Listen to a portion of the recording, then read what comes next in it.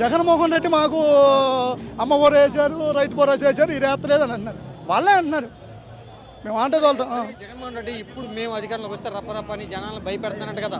అవి ఏమి లేవన్నా, ఏదో ఎవరో అన్న మాటలకి ఇవన్నీ తీసుకొని జగన్మోహన్ రెడ్డి గుర్తు ఏముంది చెప్పండి.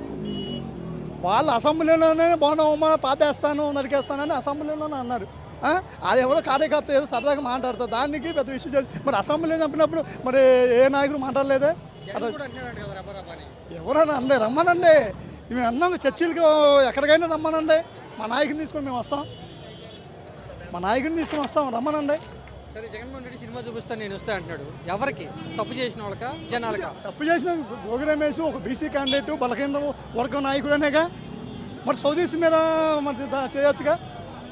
బలకేంద్ర మీద వర్గాల మీద, ఎస్సీల మీద, వీళ్ళ మీద కదా పడేది.